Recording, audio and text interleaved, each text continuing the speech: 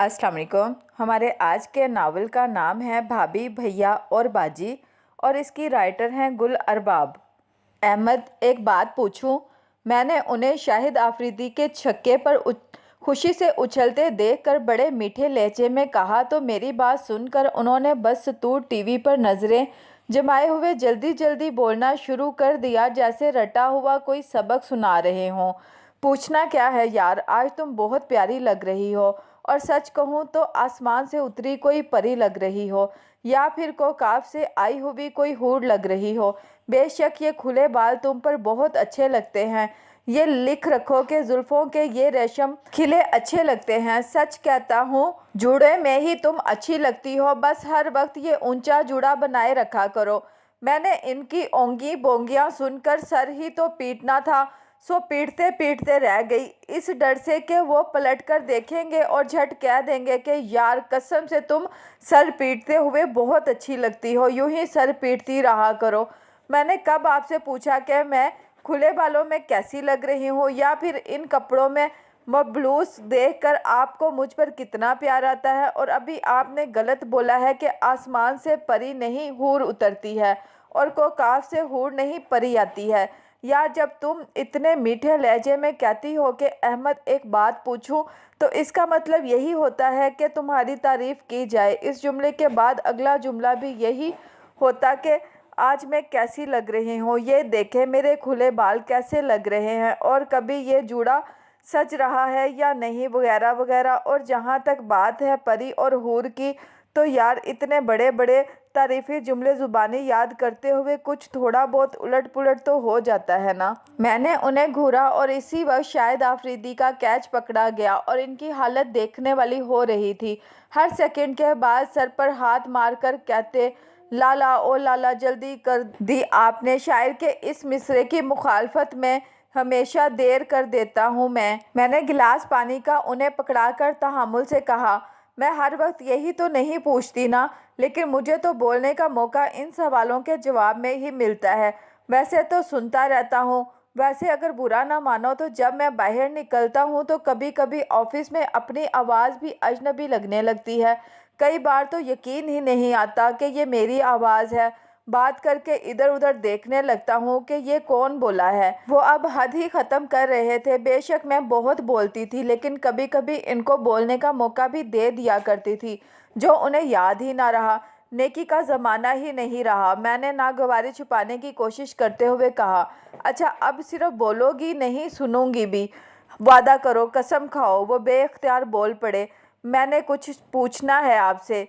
वो अब cricket match के तिलस्म से निकल आए थे, तभी तवज्जो से मेरी तरफ देखने लगे। वाकई आज तो आप इस चुटिया में परी लग रही हैं, जो आसमान से नहीं कोकाफ से उतरी है।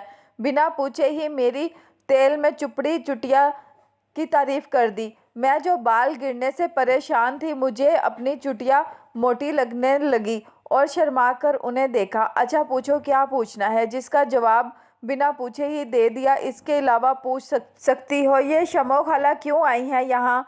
मैंने तजस्सुस भरे अंदाज में पूछा तो वो एकदम उदास नजर आने लगे। इनसे शमो खाला के बारे में पूछने की वजह ये थी कि मेरी सास मेरे साथ इतनी बेतकल्लुफ़ नहीं थी कि इनसे पूछ सकती। असल में शमो खाला की कहानी बड़ी उदास है। इन्हें शादी की पहली रात ही तलाक हो गई थी और वो घर वापस आ गई थी। मेरी अम्मी और मामू दोनों ने बहुत पूछा कि ऐसा क्या हुआ कि इस शख्स ने इतना बड़ा कदम उठाया है, लेकिन इनकी ज़ुबान बिल्कुल बंद हो गई थी। लड़के वाले भी पूछते रहे, जरगा बैठा जिसमें दोनों ने कोई वजह नहीं बताई, और यूं वो हमेशा के लिए एक पहेली बनकर भाई के घर वापस आ गई। मेरे मामू बड़े हैं और शमा खाला सबसे छोटी, तो दोनों में बहुत फासला था, लेकिन अम्मी ने समझा बुझाकर दोनों को ये कहा कि अब तुम दोनों ही एक दूसरे का सहारा हो। मामू की शादी इनकी शादी के साथ ही हो चुकी थी, और यूं शमो खाला की ज़िंदगी में एक और बड़ा बुरा ही फेज़ आ गया। मेरी मामी बड़ी ही मुंहफट खातून है और मामू मेरी तरह जोरों के गुलाम हैं। सब कहते हैं मैं अपने मामू के नक्शे कदम पर ही चल रहा हूँ। वो बात बदलकर मेरे तासुरात देख रहे थे। छोड़ें जी जन मुरीदी, मैं तो अब ख्वाम ख्वाह ननियाल को बदनाम कर रहे हैं। आपके अब्बा भी तो कुछ कम नहीं हैं। अम्मी जान दोपहर को कहती हैं शाम है तो धूप का चश्मा उतार देते हैं, अम्मी कहती हैं सुबह है तो वो इनकी बात को सच साबित करने के लिए आधी रात को मॉर्निंग वॉक के लिए जॉगर्स पहन लेते हैं। वो तो भला हुआ अम्मी का कि उन्हें सुबह तक ये कहकर बिठाए रखती हैं कि सुबह ना निकलें, दोपहर को मॉर्निंग वॉक कर लीजिएगा। और अब्बा जी अपनी बेगम पर कुर्बान होते हुए सुबह सवेरे दोपहर की वॉक के लिए निकल पड़ते। वो भी मेरे जले भुने जवाब पर मुस्कुराहट छुपा ना सके। अच्छा अब आगे भी तो सुनाए ना शम्मो खाला की कहानी। मेरी सुई वहीं पर ही अटकी हुई थी। बस फिर क्या, वो बेचारी इस घर में एक नौकरानी की तरह ज़िंदगी गुजारती रही हैं। कभी भाभी का मिजाज अच्छा होता तो ये खुश रहती और अक्सर मिजाज बरहम रहता तो ये डरी सहमी सी इनसे छुपती फिरती। लेकिन सच्ची बात है हमारी मामी वाहिद खातून है जिनसे हमारी अम्मी भी डरती हैं। मिनटों में शम्मो खाला को ऐसा बेइज्जत कर देती कि सब डर जाते। उन्हें लोगों को डरा कर रखना खूब आता है। एक बात पूछूं, कहीं दावत के मौके पर तुमने इनकी कोई झूठी चीज़ तो नहीं खा ली? मैंने इनके इस चीप मजाक पर उन्हें सिर्फ घूरने पर इक्तफा किया। आपकी अम्मी बड़ी बहन होकर इनकी कोई मदद क्यों नहीं करती थी? मैंने अफसोस से पूछा तो वो चुप हो गए। माँ के बारे में कभी एक बात भी मुंह से नहीं निकालते थे। मेरी अम्मी महीने का खर्चा वगैरह भेजती थी, लेकिन वो ज़रा सा भी इनके साथ हमदर्दी का इजहार करके मामी और मामू की नज़र में बुरी नहीं बनना चाहती थी। इसलिए शम्मो खाला की ज़िंदगी कभी गम के अंधेरों से खुशी के रोशनी में जगमगा सकी। वो चुप हुए तो मैंने अफसोस से पूछा, तो किसी ने इनकी शादी की कोशिश क्यों नहीं की? वो बेड पर नीम दराज होकर छत की तरफ देखकर बोले, नहीं, मामी को एक मुफ्त की फुल टाइम नौकरानी मिली हुई थी। वो इनकी शादी करके इसे खोना नहीं चाहती थी। मामू के 3 बच्चे उन्होंने पाले हैं और एक वक्त आया कि तीनों बच्चे इनके पास होते थे और मामू अकेले अपने बेडरूम में। जो बहुत दुखी नज़र आ रहे थे। मेरा दिल बहुत दुखता था इनकी हालत पर, लेकिन मैं कुछ भी नहीं कर सकता था। अम्मी भाई भाभी से बनाकर रखती रही हैं क्योंकि ससुराल में इनको किसी तरह का ताना ना सुनना पड़े। जब इतने साल उन्होंने मुश्किल में गुजार लिए थे, फिर अब आप उन्हें यहाँ क्यों लाए हैं? मेरे जहन में कई दिन से ये सवाल कुलबुला रहा था। मैंने तुम्हें ये बात नहीं बताई तो इसका मतलब ये हुआ कि ये बताने वाली बात नहीं है, इसलिए ना ही पूछो तो अच्छा है। बस इतना जान लो कि शम्मो खाला के साथ वहाँ बहुत बुरा हो रहा था और मेरी गैरत ने यह गवारा नहीं किया कि अब इन्हें मज़ीद वहाँ रहने दिया जाए। इसलिए अम्मी की इजाज़त के बगैर उन्हें घर ले आया। 2 दिन पहले अहमद मामू के घर गए थे जो दूसरे शहर में रहते हैं, और वहां जाने के लिए सास साहिबा ने कहा था क्योंकि इनकी भाभी का फ़ोन आया था जिसमें बताया गया था कि इनके शौहर की तबीयत ख़राब है और यह भी कि शम्मो सीढ़ियों से गिर गई है और इसे भी चोट लगी है। रमज़ानुल मुबारक में दूसरे शहर का सफ़र आसान नहीं होता, लेकिन अहमद फौरी रवाना हो गए और वापसी पर साथ शम्मो खाला को भी लेकर आ गए। मैंने सरसरी सा सुना कि इनकी अम्मी इस बात पर काफ़ी गुस्सा थी। मुझे हैरानी हुई कि इकलौती बहन के लिए ऐसे मनफी जज्बात आखिर क्यों?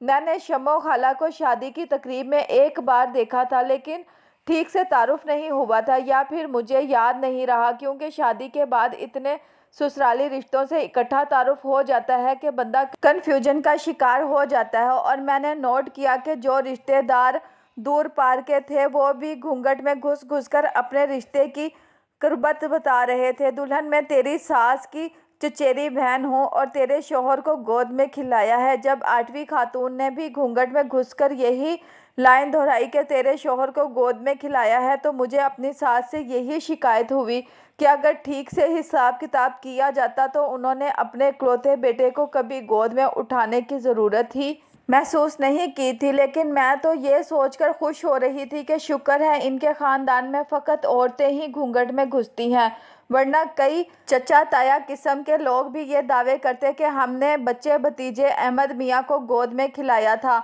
तो मैं क्या कर सकती थी? खैर, बात हो रही थी शम्मो खाला की, तो मैंने इन्हें पहली बार मामू के घर दावत पर ठीक से देखा था। दुबली पतली नाजुक सी शम्मो खाला फिरकी बनी सारे घर में घूम रही थी। इनकी उम्र का ठीक से अंदाज़ा मुझे तो हुआ ही नहीं था। कभी वो महज 30 की लगती थी और दूसरी नज़र में वो 40-45 की। मैंने 2 दिन के क़याम में इनके मामूलात ज़िंदगी पर गहरी नज़र रखी। ये शायद मेरी फितरत थी کہ میں چیزوں کو یا انسانوں کو سرسری نظر سے کبھی نہیں دیکھتی تھی۔ مزے کی بات تو یہ ہے کہ میری نظر کی گہرائی کسی کو محسوس بھی نہ ہوتی اور میں اگلے کے اندر اتر کر اسے جان لیتی تھی۔ شمو خالہ کے لیے میرے دل میں گہری ہمدردی پیدا ہو گئی تھی اور اس کی وجہ ماموں کے گھر میں ان کی حیثیت کا اندازہ تھا۔ میں ان کے بارے میں اور کچھ نہ جان پائی تھی سوائے اس کے کہ وہ احمد کی سگی اور اکلوتی خالہ ہیں اور اپنے بھائی کے گھر رہتی ہیں۔ ان سے کوشش کے باوجود بات نہ ہو سکی، بلکہ میں نے تو ان کی آواز ہی 2 دن کے قیام میں 2 بار ہی سنی ہوگی، کیونکہ وہ ہمہ وقت ہی کسی نہ کسی کام میں پورے انہام سے مصروف رہتی۔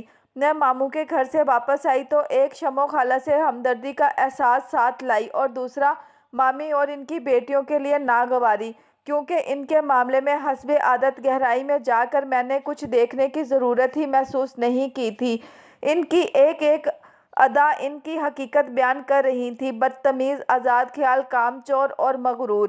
یہ تھا ان کا وہ تعارف جو میری ساس نے مجھ سے نہیں کروایا تھا، کیونکہ انہوں نے تو مجھ سے یہ کہہ کر نینا، شینا اور جینا کا تعارف کروایا تھا۔ وہ بھتیجیاں ہیں جو حسن سیرت و حسن سیرت میں بکتا ہے، لیکن میں نے بیٹے کی خواہش کو مخدوم جانا اور تمہیں بیاہ کر لے آئی۔ میں نے شادی والے دن کن آنکھوں سے ان میں حسن صورت میک اپ کی تلے سے تلاش کرنے کی اپنی سی کوشش کی اور شاید قسم کی ناکامی کے بعد حسن سیرت کو تلاش کرنے کا فیصلہ کر لیا، کیونکہ حسن سیرت کن آنکھوں سے تلاش نہیں کیا جا سکتا۔ ان 2 دنوں میں شمو خالہ میرے لیے ایک مسٹری بن چکی تھی، لیکن مجھے موقع نہیں مل رہا تھا کہ اس اسرار کا پردہ اٹھا کر ان کے ماضی کے بارے میں جان سکوں، اور اب وہ موقع مل گیا تھا۔ انہیں سر جھکائے بڑی سی چادر میں لپیٹے شکستہ قدموں سے احمد کے پیچھے پیچھے آتا دیکھ کر میرا چہرہ کھل گیا، جبکہ میری ساس کی رنگت متغیر ہو گئی اور وہ چہرے پر پھیلی ناگواری نہ چھپا سکی، جس سے مجھے اندازہ ہو گیا کہ میری طرح وہ بھی ان کی آمد سے بے خبر تھی۔ میرے سسر نے بڑی محبت سے آگے بڑھ کر ان کے سر پر ہاتھ رکھ کر ان کا استقبال کیا۔ وہ ایک خاموش مزاج اور اپنی دنیا میں گم رہنے والے انسان تھے، جن کا زیادہ وقت لائبریری میں ہی گزرتا تھا۔ اکثر انہیں کھانا بھی وہیں چاہیے ہوتا تھا، جو میں انہیں وہیں دے آتی تھی۔ شمو خالہ، آپ ہمارے گھر مہمان ہیں، چھوڑیں یہ برتن دھونا، جمیلہ دھو لے گی۔ اس کام کے لیے گھر میں ایک نوکرانی موجود ہے، تو پھر آپ یہ کام کیوں کر رہی ہیں؟ میں نے انہیں سحری کے برتن دھوتے دیکھ کر کہا تو پیچھے سے میری ساس کی آواز سنائی دی، جمیلہ کی کوئی مجبوری تھی، اس لیے وہ نوکری چھوڑ کر جا چکی ہے۔ میں یہ سن کر حیرانی سے انہیں دیکھنے لگی۔ مغرب سے ذرا پہلے وہ افطار کا سامان لے کر میرے پاس سے گئی تھی اور بہت خوش تھی، کیونکہ میں نے اسے کہا تھا کہ میں اس بار عید پر تمہارے لیے ریڈی میڈ سوٹ لے کر آؤں گی، بس تم مجھے اپنی پسند کا رنگ بتا دو۔ میں نے بضد احترام کہا۔ اس نے تو مجھے کچھ نہ کہا کہ اسے کوئی مسئلہ ہے، اگر ایسا ہوتا تو وہ مجھے ضرور بتاتی۔ وہ خاموش رہی، لیکن چہرے پر لکھا تھا کہ کیا میں جھوٹ بول رہی ہوں۔ شمو، برتن دھو لو، ہمارے گھر میں تو کل 4-5 لوگ ہیں، اس لیے برتن بھی بہت تھوڑے ہوتے ہیں۔ میں نے دیکھا میرے منع کرنے پر ان کے رکے ہوئے ہاتھ اب اپنی بہن کے حکم پر تیز تیز چلنے لگے تھے۔ میں ساس کے باہر نکلنے کے بعد دھیرے دھیرے چلتی ان کے پاس آ گئی اور ان کے کندھے پر نرمی سے اپنا ہاتھ رکھ دیا۔ وہ شاید یہ سمجھی تھی کہ ہم دونوں کچن سے باہر نکل چکے ہیں، اسی لیے میرے لمس پر گھبرا کر مجھے دیکھا اور میرا احساس دل کٹ سا گیا۔ ان کی بڑی بڑی خالی آنکھیں اس وقت خالی نہیں تھی، بلکہ ان میں موٹے موٹے آنسوؤں کی چمک نظر آ رہی تھی۔ اس سے پہلے کہ وہ ان قیمتی موتیوں جیسے آنسوؤں کو اپنے آنچل کے پلو میں باندھ لیتی، میں نے اپنی انگلیوں کی پوروں میں وہ نمک سمیٹ لیا۔ وہ بھابھی اور بچیاں یاد آ رہی تھیں اور بھیا بھی۔ انہوں نے آنسوؤں کی وجہ بتا دی۔ تو مطلب یہ ہوا کہ نوکرانی کے یوں اچانک چلے جانے سے آپ کا دل نہیں دکھا؟ میں نے دل کی بات کہہ دی۔ نہیں دلہن، یہ تو میں پہلے سے جانتی تھی۔ ایک دن میں آؤں گی اور دوسرے دن نوکرانی چلی جائے گی۔ میں نے ان کی آواز میں موجود آنسوؤں کی نمی محسوس کر لی تھی۔ آنکھوں سے نکلے آنسو تو میں اپنے پہلو میں سمیٹ سکتی تھی، لیکن اندر ہی اندر گرتے آنسوؤں کو کیسے پونجا جا سکتا تھا، یہ میں نہیں جانتی تھی۔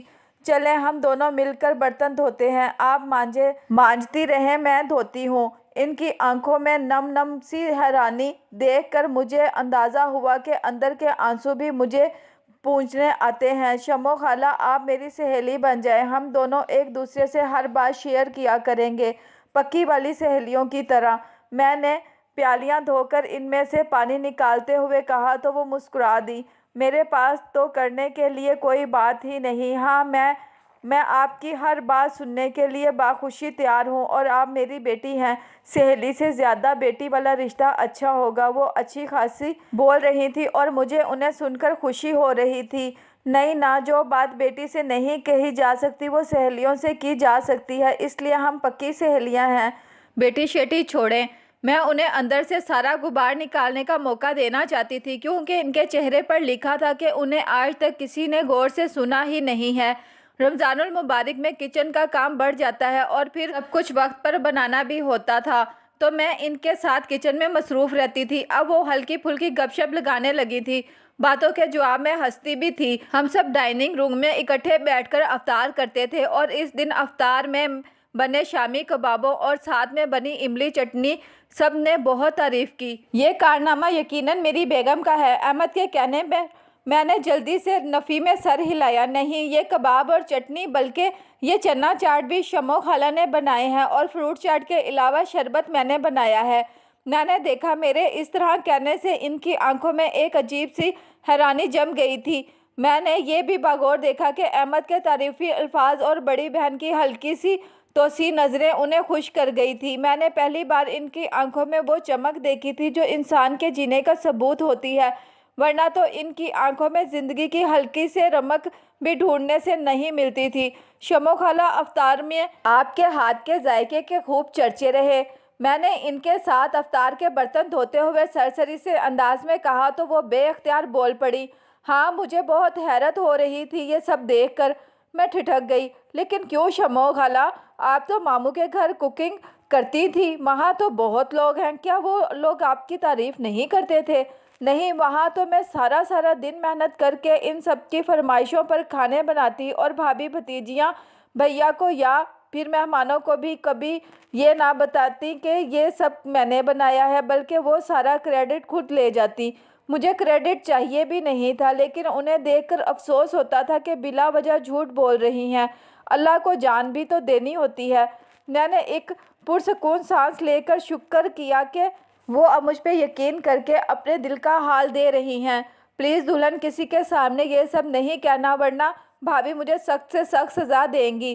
وہ خوف زدہ تھی، مجھے شدید دکھ ہوا، مطلب وہ آپ کو جسمانی سزا بھی دیتی تھی، ذہنی اذیت دینی تو میں اپنی نظروں سے دیکھ چکی ہوں۔ جب انہیں کوئی ساتھ کھانے کے لیے بھی نہیں بیٹھنے دیتا تھا، وہ سچ و پیچ میں گرفتار تھی۔ آپ بے فکر رہیں، یہ دلہن اتنی ہلکی نہیں کہ رازدار نہ بن سکے۔ مجھے آپ بہت عزیز ہیں، یہ یاد رکھیے گا۔ میرا یہ کہنا ہی غضب ہو گیا۔ وہ برتن دھوتے ہوئے پھوٹ پھوٹ کر رونے لگی۔ میں نے انہیں جھپٹ گلے سے لگا لیا اور ان کی پیٹھ تھپکتے ہوئے خاموش تسلی دے کر چپ کرانے لگی۔ سچ کہوں تو اماں کے مرنے کے بعد پہلی بار کسی کے منہ سے یہ میٹھے لفظ سنے ہیں، اسی لیے تو دل بھر آیا ہے۔ میرا موم جیسا دل پگھلنے لگا۔ اب تیار رہیے گا، آئے دن آپ کو یہ مٹھاس چکھنی ہوگی۔ میں نے انہیں زور سے جھپی ڈالی۔ یہ خالہ ساس میری سہیلی والا ڈرامہ ختم ہو جائے تو مجھے کوئی ایک کپ چائے بنا دے۔ میری ساس کی چبھتی ہوئی آواز نے ہم دونوں کی رنگت متغیر کر دی تھی۔ امی، اصل میں شمو خالہ کا ہاتھ ٹوٹے گلاس سے کٹ گیا ہے تو رو رہی تھی، اسی لیے میں انہیں تسلی دینے لگی۔ میں نے بڑے اعتماد سے یہ جھوٹ بولا کیونکہ میں اچھی طرح سے جانتی تھی انہوں نے کون سا آگے بڑھ کر بہن کا ہاتھ دیکھ لینا ہے۔ ہاں، مجھے پتا تھا کہ اب ہاتھ پاؤں کٹنے کا بہانہ ہوگا۔ بھابھی پہلے ہی کہہ رہی تھی کہ جب گزارا کرنا پڑے گا شمو کے ساتھ تب اندازہ ہوگا وہ کتنی بڑی ڈرامہ باز ہے۔ ان کے ذہن میں بھجے الفاظ اور انداز کسی کو بھی تڑپانے کے لیے کافی تھے، لیکن میں ان کی بات سن کر اپنے ڈرامے کی مزید اقساط پڑھنے کے بارے میں سوچ چکی تھی۔ وہ واپس نکلی تو میں ان کے لیے چائے کا کپ لے کر ان کے کمرے میں گئی۔ امی، پلیز جمیلہ کو کسی طرح واپس بلا لیں، شمو خالہ کا ہاتھ بہت زخمی ہے اور مجھے لگتا ہے کہ ابھی ہفتہ بھر تک یہ زخم ٹھیک ہونے والا نہیں، اور سحر افطار میں بہت کام ہوتا ہے۔ برتن دھو دھو کر میرے تو ہاتھ گھس گئے ہیں۔ وہ خود تو شان سے بیٹھ کر کھاتی پیتی اور پھر قرآن کریم کی تلاوت کرنے لگتی۔ میں انہیں عبادت کرتے دیکھ کر اکثر سوچتی، ہمارے ہاں اسلام کو صرف حقوق اللہ تک ہی کیوں محدود رکھا جاتا ہے؟ اسلام نے تو حقوق العباد پر بہت زور دیا ہے، بلکہ اسلام ہی تو وہ واحد مذہب ہے جس نے نہ صرف حقوق العباد کی اہمیت پر زور دیا ہے بلکہ ان کی ادائیگی نہ کرنے والے کو دنیوی و آخروی طور پر نقصان اور سزا کا مستحق بھی قرار دیا ہے۔ حقوق العباد کو جس قدر تفصیل و تاکید سے اسلام نے بیان کیا ہے، یہ اسی کا خاصہ ہے۔ ان حقوق میں والدین، اولاد، زوجین، رشتہ دار، یتیم، مسکین، مسافر، ہمسایہ، نوکر اور قیدی وغیرہ کے انفرادی حقوق کے ساتھ دیگر اجتماعی و معاشرتی حقوق کا حکم دیا گیا ہے، لیکن ہم میں سے اکثریت حقوق العباد کا خیال نہیں کرتی بلکہ اسلام کو فقط نماز، روزہ، حج، زکوٰۃ اور تلاوت قرآن مجید تک محدود سمجھ لیتی ہے۔ وہ میری طرف دیکھ کر ناگواری سے بولی، خیر تو ہے، کیوں گمسم ہو، اور اگر زیادہ ہاتھ کٹ گیا ہے تو پٹی وغیرہ کر دو، کل کو بڑا خرچہ نہ ہو جائے۔ میں ان کے اس بات پر سر پیٹتے پیٹتے رہ گئی۔ جی امی، پٹی باندھ دی ہے، ابھی تو لیٹ ہو گیا ہے، لیکن صبح انہیں ڈسپینسری لے جانا پڑے گا، زخم گہرا ہے۔ وہ بڑبڑائیں، ہاں زخم ہی تو کھاتی رہی ہے کم بخت ساری زندگی۔ میں نے اپنے ڈرامے کی تازہ قسط کی کامیابی پر خود کو تھپکی دی اور شمع خالہ کے کمرے میں آ گئی، جسے کمرہ کہنا کمرے کی توہین تھی، لیکن اب پکی اینٹوں اور سیمنٹ کی دیواروں سے بنے اس نیم تاریخ کمرے کو کٹیا جھونپڑی بھی نہیں کہہ سکتے تھے۔ تم بھی نہ کسی پہنچے ہوئے بندے کی دعا کی مقبولیت ہو۔ انہوں نے مجھے اپنے ہاتھ پر پٹی باندھتے دیکھ کر محبت سے دیکھ کر کہا تو میں مسکرا دی۔ اب آگے آگے دیکھیے شمع خالہ کہ میں کرتی کیا ہوں۔ ان کے چہرے پر تکلیف کے آثار دیکھ کر میں نے تشویش بھری نظروں سے انہیں دیکھا تو وہ شرارت سے بولیں، دلہن تم نے اتنی اچھی اداکاری کی ہے کہ مجھے سچ مچ اس ہاتھ میں درد ہونے لگا ہے۔ ہم دونوں نے ایک دوسرے کے ہاتھ پر ہاتھ مارا اور زور زور سے ہنسنے لگیں۔ ہمیں پتہ تھا کہ امی جان اس کٹیا نما کمرے میں ہرگز نہیں آئیں گی۔ ایک بات پوچھوں شمع خالہ؟ وہ مسکرانے لگیں۔ یہ تو اب تمہارا تکیہ کلام ہو گیا ہے۔ میں ڈٹائی سے ہنسی تھی۔ یہ آپ کی باجی کیوں آپ خراب رویہ رکھتی ہے؟ بڑی بہنیں تو ماؤں جیسی ہوتی ہیں۔ مجھے ہمیشہ یہ افسوس رہا ہے کہ میری کوئی بہن کیوں نہیں۔ وہ خاموشی سے اپنی ملتجی سی اوڑھنی کے ریشمی دھاگے کھینچتی رہی۔ کوئی بات نہیں، اگر نہ بتانا چاہیں تو کوئی مسئلہ نہیں۔ انہوں نے نظریں اٹھائیں تو ان کی آنکھوں میں سرخی مجھے اداس کر گئی۔ اصل میں میرے بہنوئی آصف بھائی نے ہمیشہ مجھے وہ محبت اور احترام دیا ہے جو ایک شفیق بڑا بھائی چھوٹی بہن کو دیتا ہے، لیکن باجی کو ان کا مشفق رویہ شروع سے پسند نہیں تھا۔ میں چھوٹی سی ہوتی تھی تب سے وہ مجھے منع کرتی تھی کہ آصف بھائی کے قریب نہ جاؤ۔ پتہ نہیں انہیں کیوں ایسا لگتا تھا کہ جیسے ہی کوئی بھی آصف بھائی کے قریب آئے گا وہ ان سے دور ہو جائیں گے۔ انہیں کوئی شدید قسم کا نفسیاتی مسئلہ تھا، لیکن مجھ سے مسئلہ بڑھتا ہی گیا، اور جب میں بڑی ہوئی تو انہیں باقاعدہ غصے کے دورے سے پڑنے لگے۔ جب دیکھتی کہ آصف بھائی میرے لیے کوئی تحفہ لائے ہیں جس طرح کے ایک بہنوئی بحیثیت بھائی چھوٹی سالی کے لیے لاتا ہے تو وہ بگڑ جاتی۔ انہیں کچھ نہیں کہہ سکتی تھی، لیکن مجھے خوب ڈانٹ پڑتی، اور یہ رویہ برسوں سے ایسا ہی ہے۔ کبھی انہوں نے میرے ساتھ محبت سے بات نہیں کی، کبھی نہ پوچھا کہ بہن تمہارا اندر نیلو نیل ہو چکا ہے، آؤ میں اس پر تسلی کا مرہم لگا دوں۔ وہ انتہائی دکھی نظر آ رہی تھی۔ مجھے افسوس ہوا کہ میں بھی انہیں یہ سب یاد کرا کے دکھ دے رہی ہوں۔ میں اچھی طرح سے جانتی تھی کہ امی جان کو عدم تحفظ کا احساس تمام عمر ستاتا رہا ہے، اور یہ ایک حسین اور امیر آدمی کی عام سی شکل و صورت کی بیوی کو اکثر نارمل نہیں رہنے دیتا۔ ذرا جلدی آ جانا، گلاس سے ہاتھ کٹا ہے، خدا نہ خواستہ کوئی گولی کا زخم تو نہیں ہے کہ تم 2-3 گھنٹوں کا کہہ رہی ہو۔ میں نے انہیں پارلر کا بھی کہا تھا کیونکہ عید کے لیے رش ہو جاتا ہے، اس لیے میں وقت پر اپنے بال سیٹ کرا لوں گی۔ انہوں نے اپنے بادل نخواستہ سر کے اشارے سے اجازت دی۔ جمیلہ بی بی سبزی وغیرہ کاٹ کر، بیسن گھول کر اور شامی کباب فریج سے نکال کر رکھ دینا، میں عصر تک آ جاؤں گی۔ میں نے اسے آواز دے کر کہا تو وہ کچن کے دروازے پر آ گئی۔ دلہن بی بی سمجھ میں نہیں آ رہا کہ میں کس منہ سے آپ کا شکریہ ادا کروں۔ میں ہنس پڑی، ارے مجھے تو یہ پتہ ہی نہیں تھا کہ تمہارے پاس منہ کی مختلف ورائٹیاں ہیں۔ وہ سمجھ گئی کہ میں ہنسی میں اڑا رہی ہوں۔ سچ کہتی ہوں، یہ جو دن گھر میں گزرے ہیں نا، یقین کریں کھانے کے لیے ترس گئے تھے ہم لوگ۔ یہ تو اچھا ہوا کہ آپ نے چھنوں کے ابا سے حال چال پوچھ لیا تھا اور میں نے اسے سمجھا دیا تھا کہ دلہن سے دل کی بات کر دینا، وہ اللہ کی خاص بندی ہیں۔ میں نے اسے پرس میں سے کچھ پیسے نکال کر پکڑائے اور جاتے جاتے رک گئی اور مڑ کر اسے دیکھا۔ ایک بات تو بتاؤ جمیلہ بی بی، آپ کو یہ کیسے پتا تھا کہ میں چھنوں کے ابا کو فون کروں گی؟ وہ گہرے انداز میں خلا میں گھورتے ہوئے خلیل رحمان قمر کے ڈرامے کی ہیروئن والا پوز بنا کر بولی، دلہن باجی کچھ لوگ پر انسان کو خاص بھروسہ ہوتا ہے کیونکہ وہ آپ کی امید جیسے ہوتے ہیں، سچے اور سچے۔ اور بدستور خلا میں اسی پوز میں کھڑی تھی، شاید احمد کی طرح اگلے ڈائیلاگ بھول گئی تھی۔ میں نے شمو خالہ کی طرف دیکھ کر شرارت سے ایک آنکھ دبائی۔ دیکھ لو جمیلہ بی بی، کہیں سے بھی لگتی ہے یہ شمو خالہ۔ میں نے جمیلہ کو اس پوز سے نکالنے کے لیے قریب جا کر اس کا کندھا ہلایا تو وہ مسکراتے ہوئے بولی، نہیں جی، یہ شمو خالہ نہیں لگتی بلکہ شمع محفل لگتی ہیں۔ اس کے جواب نے ہم دونوں کو قہقہے لگانے پر مجبور کر دیا۔ دیکھ لینا میں انہیں کیسا بدلا ہوا روپ دے کر واپس لاؤں گی۔ لیکن دلہن بی بی، ڈسپینسری میں ایسا کیا ہوتا ہے کہ شکل بدل جاتی ہے؟ جمیلہ نے کہا تو شمو خالہ نے جلدی سے پٹی لگا ہاتھ پکڑ کر شکل پر تکلیف کے آثار پیدا کیا اور ہم دونوں ہنستی مسکراتی نکل گئیں۔ واہ شمع محفل جی، آپ تو مجھ سے بھی کم عمر لگنے لگی ہیں۔ اب آپ مجھے خالہ کہیں تو خیر ہے، میں آپ کو خالہ کہہ کر اتنا سفید جھوٹ نہیں بول سکتی۔ وہ مصنوعی خفگی سے بولی، تمہیں پتہ ہے کہ شمع محفل کا مطلب کیا ہے؟ میں نے ان کی بات سنی انسنی کر دی۔ آپ کو پتہ ہے کہ حسینہ عالم کسے کہتے ہیں؟ وہ بے اختیار شرما گئی۔ میں نے ان کے بالوں کو کلر کروایا، تھوڑی سی کٹنگ فیشل اور آئی برو بنوائی اور ان کے نہ کرنے پر بھی کچھ ریڈی میڈ ملبوسات ان کے لیے خرید لیے۔ 2 بدرنگ جوڑے ہی ان کا کل اثاثہ تھے۔ میں نے احمد سے اچھے خاصے پیسے نکلوا لیے تھے شمو خالہ کی شاپنگ کے لیے، اور روزے میں پہلی بار میں شاپنگ کرنے آئی تھی، اس لیے گھر کے کاموں کی فکر لگی ہوئی تھی۔ اسی لیے ساتھ کچھ کھانے پینے کی چیزیں لے کر جب ہم گھر پہنچے تو امی لان میں بیٹھے ہوئے شاید ہماری راہ ہی دیکھ رہی تھی۔ فون میں نے بند کر کے پرس میں اسی لیے رکھا ہوا تھا کہ پیچھے سے سب ٹھیک رہے۔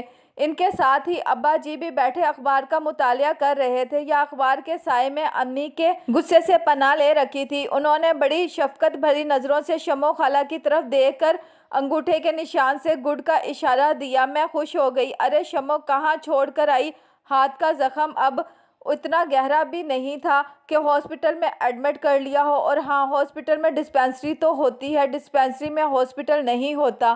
وہ نظر کا چشمہ نہ پہنے ہوتی تو ٹھیک تھا، لیکن وہ تو موٹے موٹے شیشوں والا چشمہ پہنے شمو خالہ کو شمع بنے دیکھ کر مجھ سے ان کے بارے میں پوچھ رہی تھی۔ سوری امی، میں پارلر گئی تھی تو شمو خالہ یوں ہی فارغ بیٹھی بور ہو رہی تھی، سوچا انہیں بھی عید کے لیے بال کلر کروا دوں۔ بس ذرا سا خرچہ کیا اور شمو خالہ سے یہ حسینہ نکل آئیں۔ وہ حیرت اور ناگواری کے درمیان والی کیفیت میں انہیں گھور رہی تھی اور شمو خالہ شرمندہ سی نظروں کو زمین میں گاڑے کھڑی تھی۔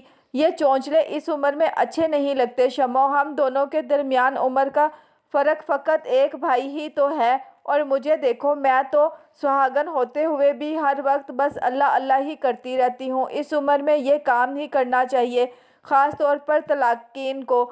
مجھے ان کی یہ بات بہت ناگوار گزری اور انہیں بھی بری لگی ہوگی کیونکہ ان کے چہرے پر سایہ سا لہرا گیا تھا۔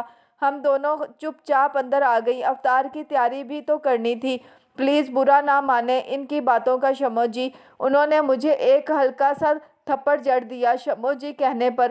قسم سے دہائی تو چھوٹی ہوں میں باجی سے، لیکن مجال ہے کبھی انہوں نے یہ بات زبان پر جو آنے دی ہو۔ انہوں نے آہستگی سے کہا تو میں نے ان کا پٹی میں چھپا ہاتھ پکڑ کر نرمی سے دبا دیا۔ ہائے درد ہو رہا ہے۔ انہوں نے پھر سے بڑی جاندار ایکٹنگ کی، ان میں نارمل انسانوں والے سارے گن پیدا ہو رہے تھے اور اب وہ ہنسنے لگی تھی، لگ رہا تھا۔ وہ نرمی سے مسکرائیں۔ تمہیں جانے اللہ نے میری کس نیکی کے انعام کے طور پر میری زندگی میں بھیجا ہے؟ میں نے مصنوعی افسوس کا مظاہرہ کیا۔ ارے یہ جمیلہ تو میرے سرتاج جناب احمد صاحب کا ہے۔ اب آپ نے بول دیا تو انہیں کچھ اور رٹنا پڑے گا۔ اب میں خالہ بھانجے دونوں کے منہ سے تو یکساں جملے نہیں سن سکتی نا۔ جمیلہ بی بی کچن میں سبزی کاٹ رہی تھی، ہمیں دیکھ کر حیرانی سے بولی، دلہن بی بی آپ ساتھ تو شمع محفل کو لے کر گئی تھی اور اب انہیں چھوڑ کر ماں کامل کو ساتھ لے آئی ہیں۔ ہم دونوں کے منہ کھل گئے جمیلہ کے منہ سے ایسی اردو سن کر، جبکہ شمع خالہ تو شرمانے بھی لگی تھی۔ ارے یوں حیرانی سے منہ کیوں کھل گئے ہیں؟ آپ نے بتایا تھا کہ اس کا مطلب وہ ڈرامہ کیا آتا تھا جیو چینل پر، اس کا نام ماں کامل تھا۔ میں نے پوچھا تھا، یہ ماہ رمضان، ماہ شعبان وغیرہ کا نام تو سن رکھا تھا، یہ ماہ کامل کس مہینے کا نام ہے؟ تب آپ نے بتایا تھا کہ پورے چاند کو ماہ کامل کہتے ہیں۔ وہ پیاز کاٹتے ہوئے شو شو بھی کر رہی تھی۔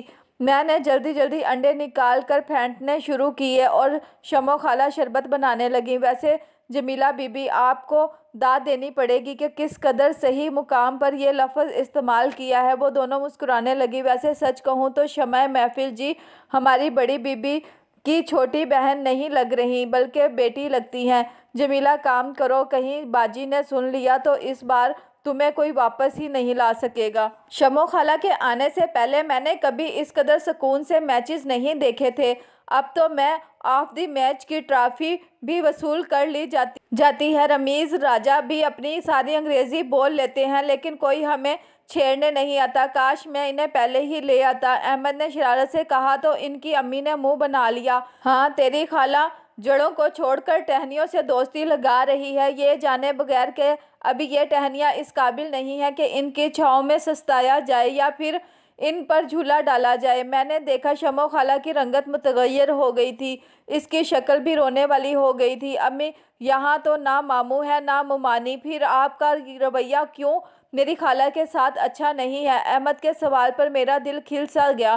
میں نے کسی کو کون سی سوئی چبو دی ہے؟ اور میں ڈرتی بڑتی نہیں ہوں تیرے کسی مامے چاچے سے، یا میرے لیے کوئی پکی پکائی نہیں بھجواتا اپنے گھر سے، کھاتی ہوں۔ شکر ہے کسی بھائی بہن بھانجے یا بھتیجے کی محتاج نہیں ہوں اور نہ ہی کسی کے در پر پڑی ہوئی ہوں۔ ان کے انداز میں طنز کے ساتھ ساتھ غرور بھی تھا۔ وہ جانے کیوں ایسا کرتی تھی؟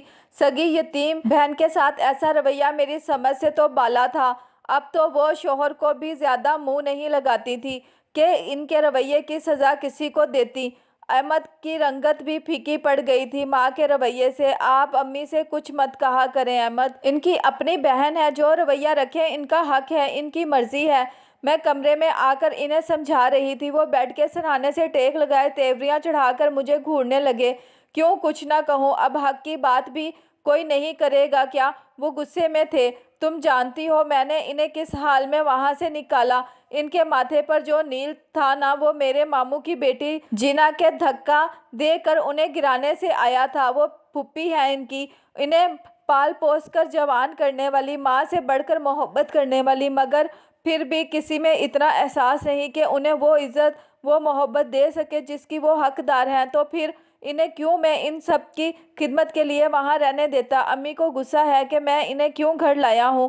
وہ بہت افسردہ سے نظر آ رہے تھے۔ مجھے اچھا لگا ان کا یوں اپنی خالہ کے لیے فکر مند ہونا، لیکن کیوں اس چھوٹی سی لڑکی نے شمع خالہ پر ہاتھ اٹھانے کی ہمت کی؟ میرا تجسس فطری تھا۔ وہ کچھ گھبرا سے گئے تھے۔ مجھے ان کے چہرے پر سچ و پیچ کی وہی کیفیت نظر آئی جو شمع خالہ کے چہرے پر اس وقت نظر آتی تھی جب میں ان سے ماضی کے بارے میں کوئی سرسری سوال پوچھتی تھی۔ جانے کیا چھپا رہے ہیں یہ سب مجھ سے؟ مجھے افسوس ہو رہا تھا کہ میاں بیوی کے درمیان بھی کوئی راز کیوں تھا؟ وہ شاید میرے چہرے پر لکھی ہلکی سی ناگواری یا پھر اس افسوس سے نظریں چرا نہ پائے تھے جسے میں نے چھپانے کی کوشش بالکل نہیں کی تھی، اسی لیے دھیرے دھیرے بولنے لگے۔ یہ سب کہنا خود اپنے خاندان کو تمہارے سامنے ویسا پیش کرنا ہے جیسے ہم ہیں ہی نہیں، لیکن کبھی کبھی ہمیں کسی کو اپنا وہ زخمی حصہ بھی دکھانا پڑتا ہے جسے ہم چھپانے کے باوجود اس کا علاج چاہتے ہیں۔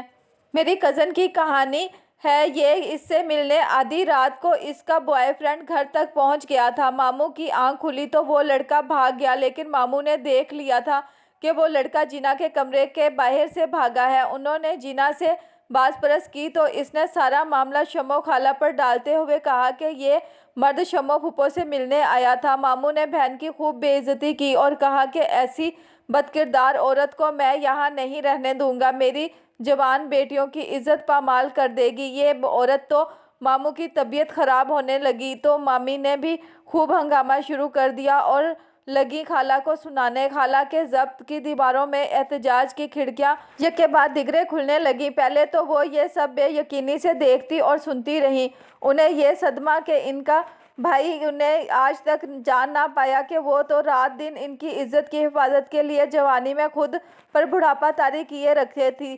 وہ قسمیں کھا کھا کر یقین دلا رہی تھی کہ یہاں کوئی ان کے لیے نہیں آیا۔ وہ تو برسوں سے گھر سے باہر نکلی ہی نہیں، کہیں محلے میں بھی نہیں جاتی، پھر تو ان کے لیے کون آیا ہوگا، جبکہ ان کے پاس فون بھی نہیں تھا۔ میں قرآن پاک لاتی ہوں اور قسم کھاتی ہوں اپنی بیٹی سے کہیں کہ وہ بھی اس مقدس کتاب پر ہاتھ رکھ کر قسم کھائے کہ جو بھی آیا تھا وہ کسی اور کے لیے نہیں میرے لیے آیا تھا۔ ماموں نے کہا ٹھیک ہے، جبکہ مامی اور جینا کی حالت خراب ہو گئی یہ دیکھ کر کہ وہ الماری کی طرف غصے سے بڑھ رہی تھی۔ آج وہی مقدس کتاب ان کے کردار کی گواہی دینے والی تھی جو ان کی رات دن کی ساتھی تھی۔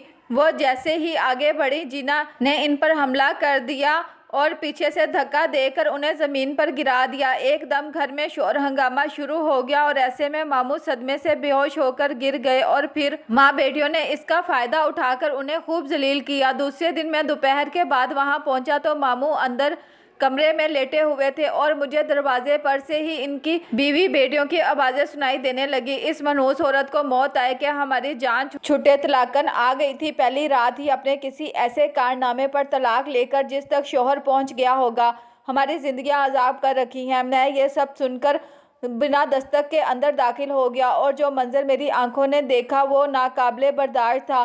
شمو خالہ فرش پر پوچھا لگا رہی تھی، ان کے ماتھے پر چوٹ کا نشان تھا اور جینا نے پیچھے سے ان کی چٹیاں پکڑ رکھی تھی۔ بولو اب پاپا سے کہو گی کہ وہ کون تھا اور کس کے لیے آیا تھا؟ شمو خالہ کی آنکھوں میں جو خوف اور دکھ مجھے اس وقت نظر آیا اسے میں الفاظ میں بیان نہیں کر سکتا۔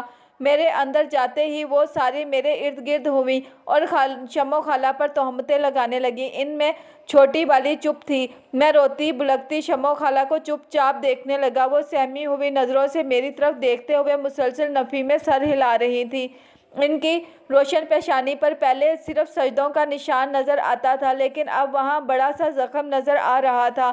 میرا دل زخمی ہو گیا لیکن میں مصلحتاً چپ رہا۔ اندر جا کر ماموں کا حال حوال پوچھا اور کچھ وقت مامی کے ساتھ گزارا تو اتنے میں افطار کا ٹائم ہو گیا۔ سب افطار کے لیے بیٹھ گئے اور میں نے جب ان کے بارے میں پوچھا تو مامی نے جھٹ کہا، وہ کب روزہ رکھتی ہے؟ دن بھر ٹھوسنے سے ہی فرصت نہیں ہے اسے تو۔ میں خاموش ہو گیا۔ اچھی طرح سے جانتا تھا کہ وہ بہت عبادت گزار ہے۔ مجھے یاد تھا کہ وہ تو عام دنوں میں بھی اکثر روزے رکھا کرتی تھی۔ اس وقت چپ رہنے کے علاوہ کوئی چارہ ہی نہیں تھا۔ میں نماز کے لیے دوسرے کمرے میں گیا تو وہ کچن میں کھڑی کھجور اور پانی سے افطار کر رہی تھی۔ شاید اندر سے جو کھجوریں بچی تھیں وہ ان کی منتظر تھی یا انہیں حکم دیا ہوگا کہ ابھی افطاری نہ کرنا۔ میں نے نم آنکھوں سے ان کی حالت دیکھی اور اندر چلا گیا۔ ابھی سلام پھیر کر دعا کے لیے ہاتھ اٹھائے ہی تھے کہ ماموں کی سب سے چھوٹی بیٹی اندر آ گئی۔ احمد بھیا پلیز شمو پھپھو کو یہاں سے لے جائیں ورنہ یہ لوگ ان کو مار دیں گے۔ میری پھپھو انسان نہیں فرشتہ ہیں، ان پر سارے الزامات جھوٹے ہیں، وہ تو ایسا کچھ سوچ بھی نہیں سکتی جیسا یہ لوگ کہہ رہے ہیں۔ وہ جینا کا بوائے فرینڈ ہے اور امی کو بھی یہ سب پتہ ہے۔ وہ ایک گھٹیا انسان ہے اور میں سمجھتی ہوں کہ جینا کسی ایسے ہی انسان کے قابل ہے لیکن میری شمو پھپھو اس سلوک کے قابل ہرگز نہیں ہے۔ انہوں نے ہماری ماں سے بڑھ کر ہمیں سنبھالا ہے، بس آپ انہیں اس جہنم سے نکال کر لے جائیں پلیز، میں ہاتھ جوڑتی ہوں۔ وہ رونے لگی۔ اس سے پہلے کہ میں اس کی بات کا کوئی جواب دیتا وہ دوپٹے سے آنسو پوچھتے ہوئے تیزی سے باہر نکل گئی۔ لیکن میں جو امی کے ڈر سے اس فیصلے پر نہیں پہنچ پا رہا تھا، جائے نماز طے کرتے ہوئے میں نے فیصلہ کر لیا کہ وہ میرے ساتھ جائیں گی۔ پہلی بار میں نے کوئی فیصلہ امی سے مشورے کے بغیر کیا تھا۔ جب میں نے انہیں تیار ہونے کے لیے کہا تو میں الفاظ میں وہ کیفیت بیان نہیں کر سکتا جو ان کی آنکھوں میں نظر آ رہی تھی، جیسے پھانسی کے قیدی کو عین دار پر چڑھنے سے پہلے معافی نامہ مل جاتا ہے، بالکل ویسا ہی حال تھا ان کا۔ نہیں اب جیسی بھی ہے ہم نے ہی رکھنا ہے اسے، یوں مت لے جاؤ۔ बाजी को भी टेंशन में डालोगे, ये तो जहाँ जाएगी यही काम करेगी। मामी की रंगत मुतगैर हो गई थी उन्हें मेरे साथ जाने के लिए तैयार देखकर, और इनकी तैयारी भी क्या थी। 2 जोड़े एक शापर में डालकर वो मुझसे पहले दरवाजे के पास जाकर खड़ी हो गई थी। मामू ने तो इन्हें इजाज़त क्या देनी थी, इनके सलाम के जवाब में मुंह फेर लिया था, और वो सहमी हुई सी मुझे यूं देख रही थी जैसे उन्हें डर हो कि कहीं मैं इनके इसरार के सामने मजबूर होकर फैसला बदल ना दूं और उन्हें यहाँ रुकना ना पड़ जाए। कुछ दिनों के लिए जा रही हैं, ईद के बाद ले आऊँगा। इनका जाना बेहतर है क्योंकि मामू के लिए भी इसका इस तरह सामने रहना अच्छा नहीं है। वो बीमार है, इनका बहुत ख्याल रखें। यूँ मैं इन्हें लेकर निकल आया। मैं इस दर्दनाक हकीकत और सगे रिश्तों की बेहिसी पर रोने लगी। मेरी आंखों में नमी देखकर वो मोहब्बत से मेरा हाथ थामकर बोले, मुझे तुम पर फ़ख्र है कि तुम में इंसानियत से मोहब्बत और मज़लूम के एहसास के साथ साथ रिश्तों से मोहब्बत का एहसास भी है।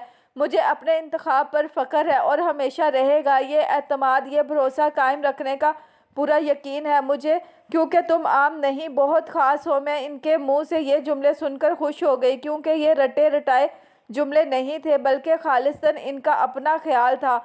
मैं इनको बहुत खुश देखना चाहती हूँ। जब इंसान दुनिया में बिल्कुल अकेला हो जाता है तब इतनी तकलीफ़ नहीं होती, लेकिन अपने खूनी रिश्तों की मौजूदगी में जब वो अकेला कर दिया जाए तब बहुत तकलीफ़ होती है, और वो मुसलसल इस तकलीफ़ में जी रही हैं या जीते रहने पर मजबूर हैं। वो सर हिलाकर मेरे इरादे की पुख्तगी को मज़ीद पुख्ता कर रहे थे। हम दोनों तरावी के बाद लॉन में वॉक कर रहे थे। अहमद दोस्तों के साथ अपनी ईद की शॉपिंग के लिए निकले हुए थे। अब्बू हस्बे मामूल लाइब्रेरी में थे और अम्मी सो चुकी थी। मुझे इनसे बात करने के लिए इससे बेहतर वक्त और कोई नहीं मिल सकता था। एक बात पूछूं शमो जी? उन्होंने मेरे सवाल पर मुस्कुराहट दबाते हुए इस बात में सर हिला दिया। अब तो वो इस तकिया कलाम की आदी हो चुकी थी। मैंने इनके साथ साथ चलते हुए वो सवाल पूछ ही लिया जो जाने कब से मेरे होंठों पर मचल रहा था, लेकिन मैं इस डर से कि कहीं वो इस सवाल पर वापस अपने खोल में बंद ना हो जाए पूछने की हिम्मत नहीं कर पा रही थी। मुझे पता है तुम क्या पूछना चाह रही हो, और एक बात कहूँ, तुम्हारा चेहरा इतना साफ शफाफ सच्चा है कि अंदर की हर बात इस पर लिखी होती है। मैं तुम्हारे लबों पर मचलते ये सवाल कई बार देख चुकी हूँ, लेकिन एक सच व पेच ने मुझे इन सवालात के जवाब देने से रोक रखा है। कभी दिल चाहता है कि सब कुछ तुम्हें बता दूँ, वो सब जो मैंने आज तक किसी को नहीं बताया, लेकिन फिर मुझे डर लगने लगता है कि कहीं मेरी सारी कुर्बानियाँ ज़ाया ना हो जाएं। जिस चुप ने सबकी खुशियाँ कायम रखी हुई हैं, वो चुप कहीं टूट कर इन्हें ज़ख्मी ना कर दे। मैं समझ चुकी थी कि बात कोई बहुत बड़ी होगी, इसलिए तजस्सुस बढ़ता जा रहा था। अगर आप ना बताना चाहें तो कोई मसला नहीं, लेकिन बता देना आपके लिए बेहतर होगा। दिल का बोझ हल्का हो जाएगा, और यकीनन आप ये तो जान चुकी होंगी कि मैं राजदारी में बेमिसाल बंदी हूँ, इसलिए अफशाए राज की टेंशन ना लें। वो फैसलाकुन अंदाज में मेरी तरफ देख कर लॉन की चेयर पर बैठ गई और मुझे सामने बैठने का इशारा किया। मेरी नज़र से इनके हाथों की लर्जिश छुपी ना रह सकी। मुझे अंदाज़ा हो चुका था कि वो इस वक्त जज्बाती तौर पर किसी कदर टूट फूट का शिकार हैं और कितनी मुश्किल से खुद को मुंतशिर नज़र आने से रोक रही हैं। तजस्सुस सी नज़रों से इनका जायज़ा लेती इनके सामने बैठ गई, और वो जो बताने लगी वो सुनकर मेरी आंखों तले अंधेरा छा गया, और वो जो कह रही थी इसे समझकर मेरा दिल रोने लगा था। मेरा नाम शमा मुनीब अहमद है और मैं ख़ानदान की पहली लड़की हूँ जिसने बीए तक तालीम हासिल की थी। मेरी काबिलियत और सुगड़ापे की तारीफ सारा ख़ानदान करता था। मैं अपनी अम्मी जी की बहुत ही लाडली बेटी थी, ऐसी बेटी जिस पर फ़ख्र करती थी। लेकिन फिर सब कुछ बदल गया। मोहब्बत भरे और फ़ख्र का आसमान सर से छिन गया और ज़मीन से पाताल तक के सफ़र के लिए मुझे चुन लिया गया। अम्मी के अचानक इंतकाल के बाद मेरी ज़िंदगी में अंधेरा हुक्मरानी करने लगा था। भैया, मैं और अम्मी, हम 3 ही अफराद थे घर में। मेरी बाजी की शादी मेरे बचपन में ही हो चुकी थी और वो अपना घर पार संभाल चुकी थी। इन्हीं हालात में सबने मशवरा दिया कि मेरी और भैया दोनों की शादियां कर दी जाएं تاکہ ہم نئی زندگیوں میں مگن ہو جائیں اور کوئی گھر سنبھالنے والی بھی آ جائے۔ میں امی کی موت کے غم سے کسی صورت نکلنے نہیں پا رہی تھی اور شادی کے لیے تو میں اس وقت کسی طور بھی آمادہ نہیں تھی۔ اپنے بھیا کو اکیلا چھوڑ کر نہیں جا سکتی تھی۔ انہی دنوں بھیا کی اور میری شادی کی تیاریاں شروع ہو گئی۔ باجی نے رشتے کے لیے ہاں کی اور بھیا کے لیے لڑکی دیکھ کر سب فائنل کر دیا۔ دیکھو چھوٹی، لڑکا بہت اچھا ہے، اس کا خاندان سارا کینیڈا میں سیٹل ہے اور شادی کے بعد وہ تمہیں بھی وہیں رکھے گا، تیری زندگی بدل جائے گی۔ میں نے باجی کی طرف دیکھ کر اداسی سے کہا، میں جب کینیڈا چلی جاؤں گی تب امی کی قبر پر کون جایا کرے گا؟ آپ تو دوسرے شہر سے مہینوں بعد آتی ہیں۔ انہوں نے مجھے ڈانٹ دیا، یہ کہہ کر کہ تم مردوں کی فکر چھوڑو اور زندوں کے بارے میں سوچو۔ میں آخر کب تک یہاں بیٹھ کر تم لوگوں کو سنبھالتی رہوں گی؟ انہیں گھر جانے کی اور اس ذمہ داری سے فراغت کی جلدی تھی، اس لیے انہوں نے ہم دونوں کے لیے فیصلہ کر لیا۔ بنا کچھ سوچے سمجھے اتنی جلدی کی کہ کسی کے بارے میں کوئی معلومات بھی نہیں کروائی۔ ان کے شوہر ایک بڑے عہدے پر فائز تھے اور وہ ان کی طرف سے ساری عمر تحفظات کا شکار رہیں۔ وہ انہیں چھوڑ کر بہت کم میکے رہنے کے لیے آیا کرتی تھیں۔ ایک دن پہلے بھیا کی بارات کے ساتھ بھابھی کی ڈولی آئی اور دوسرے دن میری رخصتی ہوئی۔ میں نے اس شخص کی تصویر دیکھی تو مناسب لگا اور میرے پاس ہاں کے علاوہ کوئی چارہ بھی نہ تھا، نہ ہی کوئی وجہ تھی انکار کی۔ سو شادی بڑی سادگی سے ہوئی اور میں رخصت ہو کر یاسر کے گھر آ گئی۔ جلوہ عروسی میں بیٹھی میں اس انجان شخص کے لیے دل میں ایک نرم احساس رکھے یہ سوچ رہی تھی کہ نکاح کے دو بولوں میں کتنا اثر ہوتا ہے کہ آپ ایک اجنبی کو اپنا محسوس کرنے لگتے ہیں۔ اسی وقت دروازہ کھلنے کی آواز اور قدموں کی آہٹ بھی سنائی دی۔ میں سمٹ کر بیٹھ گئی۔ میری زندگی میں آنے والا پہلا مرد یاسر ہی تھا۔ اس نے قریب بیٹھ کر میرا گھونگھٹ اٹھایا اور میں جو شادی شدہ سہیلیوں سے سنتی آئی تھی کہ گھونگھٹ اٹھا کر شوہر نے یہ کہا وہ کہا اور یہ سب سن کر اس وقت میری سماعتیں بھی اس کے منہ سے تعریفی کلمات سننے کی منتظر تھی، لیکن انہوں نے کہا تو یہ کہ میں تمہیں طلاق دیتا ہوں، طلاق دیتا ہوں، طلاق دیتا ہوں۔ میں نے حیرت اور شدید صدمے سے انہیں دیکھا۔ میری صورت ایسی گئی گزری تو نہیں تھی کہ دیکھتے ہی وہ مجھے طلاق دے دیتے۔ منہ دکھائی میں یاسر نے مجھے کہا، ضروری نہیں کہ میں تمہیں اس شادی اور طلاق کی وجہ بتاؤں، لیکن اگر تم اس بات کو راز رکھنے کا وعدہ کرو تو میں تمہیں وجہ بتا سکتا ہوں۔ میں کیا وعدہ کرتی؟ میرے تو ہاتھ پاؤں ٹھنڈے ہو رہے تھے، سانس رک کر آ رہی تھی۔ اس نے میرے سامنے کچھ کاغذات پھینکے اور کہا، مجھ سے ملو، میں مظلوم بینا اسرار کا بھائی ہوں۔ تم تو اسے نہیں جانتی ہوگی نا، لیکن وہ جو آج تمہاری رخصتی پر خوشی کے آنسو بہا رہا تھا وہ اچھی طرح جانتا ہے کہ بینا اسرار کون تھی۔ تمہارے بھائی نے میری بہن سے محبت کی پتنگیں بڑھائیں اور اسے گھر والوں کے خلاف بغاوت پر مجبور کیا اور پھر اس حال میں اسے بیچ راہ میں چھوڑ گیا۔ وہ ایک میٹرنٹی ہوم کے لیبر روم میں بے ہوش پڑی تھی۔ میری اکلوتی لاڈلی بہن نے کبھی کوئی ایسا کام نہیں کیا تھا کہ جس سے ہمیں اس سے کوئی شکایت ہوتی۔ وہ تو بہت ہی تابعدار اور معصوم تھی۔ اسے جس شخص نے ورگلایا اور اسے گھٹیا مقاصد پورے کر کے اکیلا چھوڑ دیا، دنیا کا سب سے ذلیل انسان تھا۔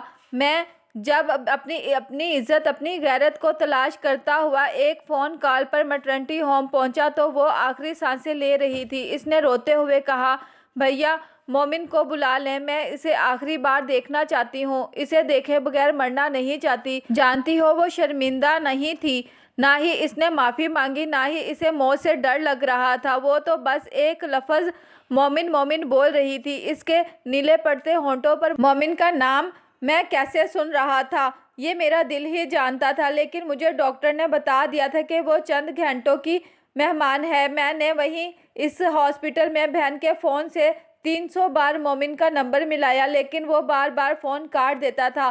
میں نے میسج کیا کہ میری بہن آخری سانسیں لے رہی ہے اور ہر سانس میں مومن مومن کی صدا ہی آ رہی ہے، اس لیے اسے بچانے کے لیے آ جاؤ، لیکن اس نے فون بند کر دیا اور میں نے کیسے اپنی بہن کی منتظر کھلی آنکھوں پر اپنا لرزتا ہاتھ رکھ کر اسے بند کیا۔ اس لمحے اس کی سرد پیشانی کا لمس آج تک میری ہتھیلی پر برف کی مانند موجود ہے۔ تم نے کبھی ہتھیلی پر برف رکھ کر وہ سرد جلن محسوس کی ہے؟ نہیں نا۔ تم اور تمہارا بھائی کیسے جان سکتا ہے کہ میں نے کس طرح والدین کو اس کی موت کی باعزت وجہ کا سرٹیفکیٹ لا کر دکھا دیا۔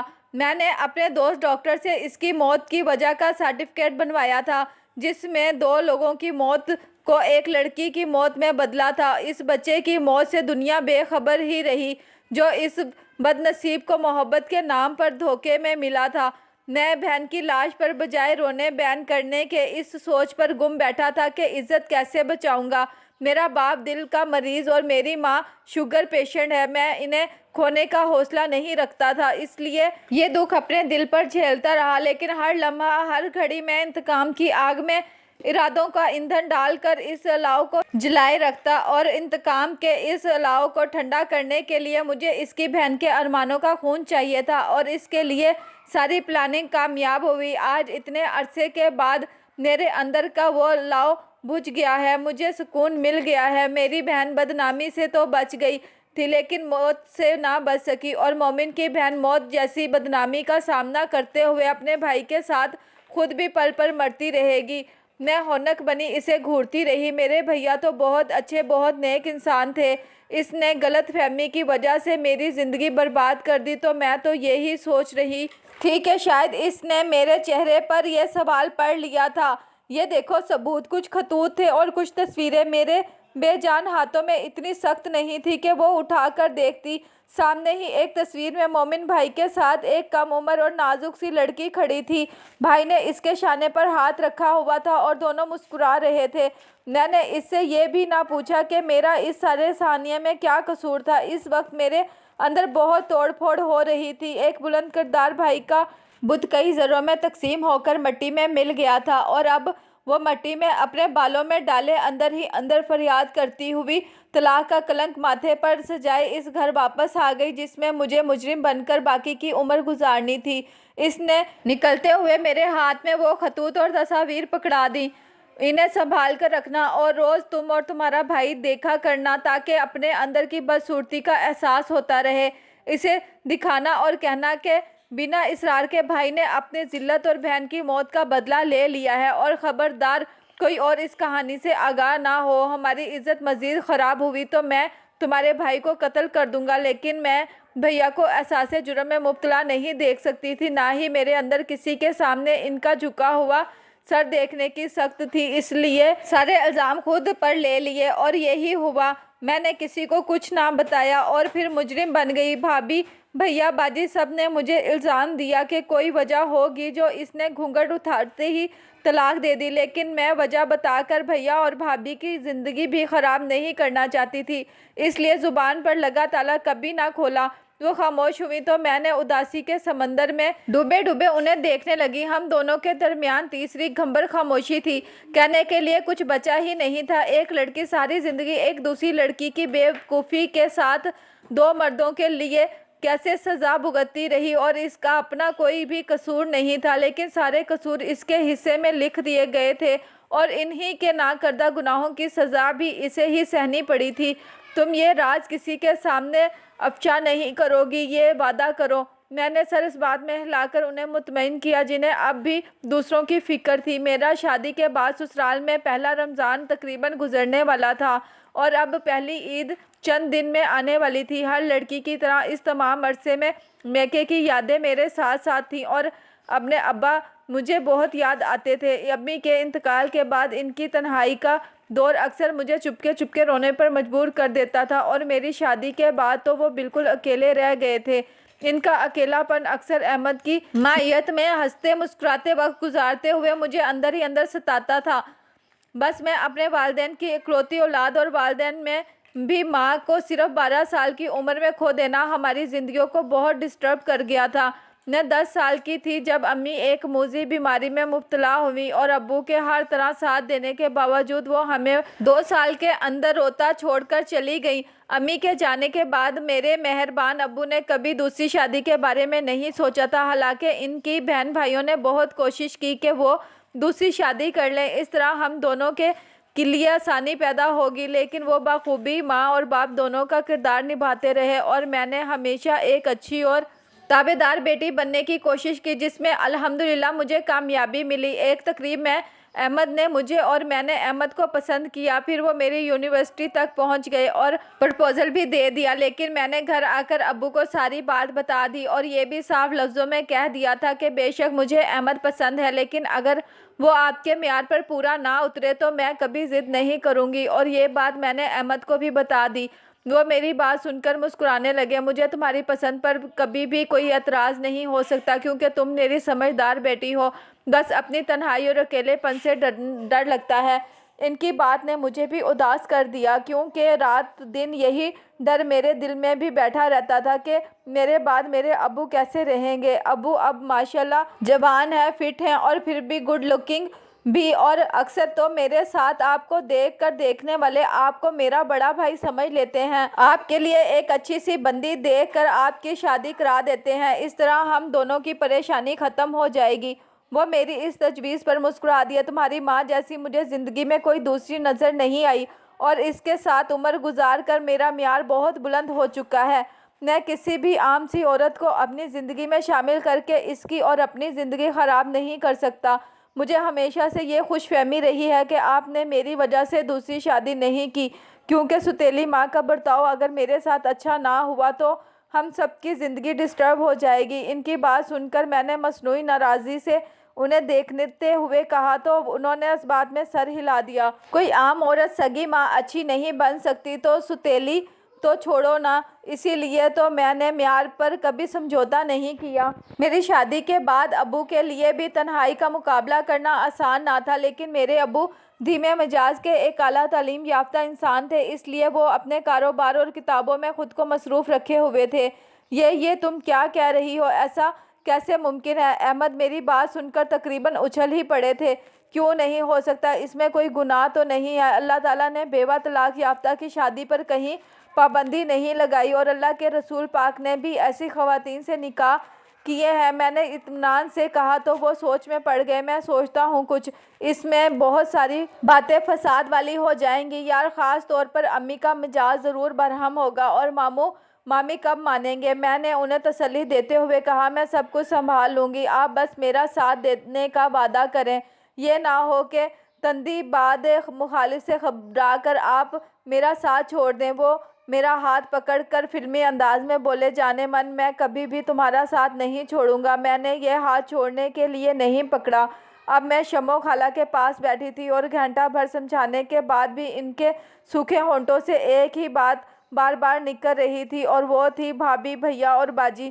میں نے انہیں تسلی دی، آپ ہاں کریں گی تو میں باقی سب کو منا لوں گی۔ آپ کو یقین دلاتی ہوں کہ جن خوشیوں کے لیے آپ تمام عمر ترستی رہی ہیں وہ آپ کی منتظر ہیں۔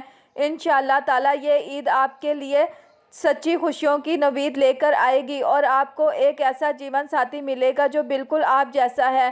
آپ جیسی ایک خاص عورت ان کی زندگی میں آ کر ان کا معیار بہت بلند کر گئی ہے، مگر ان کا ساتھ زیادہ دیر تک نہیں رہا، لیکن مجھے یقین ہے کہ آپ دونوں کا ساتھ ہمیشہ کا رہے گا، اور اللہ تعالیٰ آپ دونوں کو بہت ساری خوشیاں بھی دے گا۔ بے شک میری طرف سے پوری اجازت ہوگی کہ آپ دونوں فیملی بھی بڑھا سکتے ہیں، لیکن سنیے، میرا شریک صرف ایک ہی مجھ سے برداشت ہوگا، اس سے زیادہ نہیں۔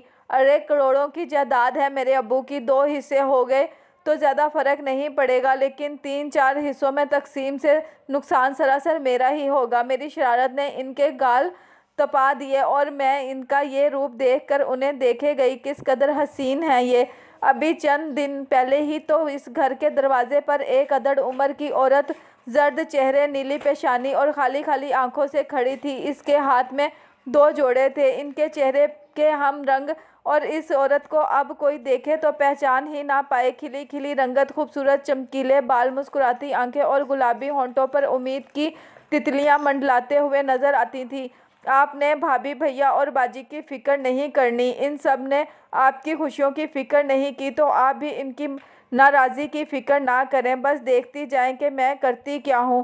کچھ سوچتے ہوئے بولی، بھابھی، بھیا اور باجی سب یہی سوچیں گے کہ اس عمر میں یہ بڑھیا شادی کے لیے تیار ہو گئی، انہیں لگے گا کہ میں شادی کے لیے مری جا رہی ہوں۔ ان کے کندھے پر ہاتھ رکھ کر میں نے انہیں تسلی دی اور ان کی باجی یعنی کہ اپنی ساس سے بات کرنے چل پڑی۔ اب یہ مرحلہ خاصا دشوار تھا جس میں مدد کرنے سے احمد نے بھی انکار کر دیا تھا، یہ کہہ کر کہ مجھے اپنی عزت بہت عزیز ہے، انہوں نے فوراً الزام لگا دینا ہے زن مریدی کا۔ میں نے خفگی سے انہیں گھورا تو مطلب یہ ہوا کہ یہ فقط الزام ہی ہے۔ وہ گڑبڑا گئے۔ یار محبت میں بیگم کا سر دبا دینا اور کبھی کبھار ٹانگیں بھی، یا پھر آدھی رات کو بیگم کا دل چاہ رہا ہو تو کچھ ہلکا پھلکا پکا کر لے آنا، اور ہاں کسی دن شانے دکھ رہے ہوں تو انہیں دبا دیا، اور وہ ان کاموں کی تفصیل بتانے لگے جو اگر ان کی امی کو پتہ چل جائے تو یہ الزام سچ ثابت ہو جاتا۔ اسی وقت دروازے پر دستک ہوئی اور وہ یوں خوف زدہ ہوئے جیسے کوئی اقرار جرم کرتے پکڑے گئے ہوں۔ بڑی بیگم بلا رہی ہیں، یہ جمیلہ بی بی تھی۔ میں دل ہی دل میں اللہ کے ناموں کا ورد کرتی ان کے کمرے میں داخل ہوئی۔ امی یہ ان کا حق ہے، میں نے پوری بات بتا کر ان کے چہرے پر پھیلے غصے کو کم کرنا چاہا۔ تم یہ سوچتی ہو کہ تمہارے سر سے یہ بوجھ اترے تو سنو بہو، اس کا بھائی اور بھابھی زندہ ہیں، وہی سنبھالیں گے اسے۔ روز 10 بار فون کرتے ہیں وہ لوگ کہ عید سے پہلے شمع کو لینے آ رہے ہیں، لیکن احمد نے منع کر رکھا ہے کہ عید سے پہلے خالہ کو واپس نہیں جانے دیں گے۔ جی ان کو وہ سب کام خود کرنے پڑ رہے ہیں جنہیں کبھی انہوں نے ہاتھ بھی نہیں لگایا تھا۔ مفت کی نوکرانی ملی ہوئی تھی جسے نہ ہی اچھے کپڑے، نہ اچھی خوراک اور نہ کسی طرح کے علاج معالجے کی ضرورت پڑتی تھی۔ ایسی اللہ میاں کی گائے انہیں دوسری کہاں سے مل سکتی ہے؟ میں نے اطمینان سے کہا تو وہ مجھے گھورنے لگیں۔ دیکھو لڑکی، جس وقت احمد نے تمہیں پسند کیا تھا میں اس رشتے پر دل سے راضی نہیں تھی، لیکن میں نے اپنے اکلوتے بیٹے کی خوشی کے لیے اپنے سارے ارمانوں کی قربانی دے دی اور تمہیں اس گھر میں بہو بنا کر لے آئی، لیکن اس کا ہرگز یہ مطلب نہیں ہے کہ تم میرے سر پر چڑھ کر بولو۔ میرے اکلوتے بھائی اور بھابھی کے بارے میں بات کرتے ہوئے ذرا سوچ سمجھ کر بولا کرو، بلکہ میں تمہیں اس بات کی اجازت ہی نہیں دیتی کہ ان کے بارے میں تم کچھ بھی بولو۔ ان کا انداز جارحانہ تھا، میں نے ان کے لہجے کی دھار رگوں کو کاٹتی محسوس کی، لیکن مجھے گھبرانا نہیں تھا۔ میں ان کے بارے میں تو کچھ نہیں بولنا چاہتی، میں تو شمع خالہ کے بارے میں بات کر رہی تھی، آپ ہی ان کو درمیان میں لے آئی ہیں۔ میں نے پورے اطمینان سے جواب میں یہ بات کی تو وہ چپ ہو گئی۔ ان کا چپ ہو جانا میری ہمت بڑھا گیا تھا، ورنہ ان کا رعب دار انداز میرے ننھے سے دل کو ہمہ وقت سہمائے رکھتا تھا۔ جب آپ کو یہ بھی علم ہو کہ آپ کی ساس آپ کا بہو بنا کر نہیں لانا چاہتی تھی اور بیٹے کی ضد کے سامنے مجبور ہو کر آپ کو برداشت کر رہی ہے، تو پھر ہر قدم بہت سوچ سمجھ کر اٹھانا پڑتا ہے۔ ٹھیک ہے، تم نے جو کہا وہ میں نے سن لیا، اب میرا جواب نہیں ہے، میں اس لیے کہ یہ میں اچھی طرح جانتی ہوں کہ میرا بھائی اس بات پر کبھی بھی راضی نہیں ہوگا، اس لیے کہ اس نے لوگوں کو خود پر ہنسانا تو نہیں ہے۔ میں نے جو سوچ رکھا تھا اس پر عمل کا وقت یہی تھا۔ اگر ماموں اور مامی اس رشتے پر راضی ہو جائیں تو پھر آپ کو کوئی اعتراض تو نہیں ہوگا نا؟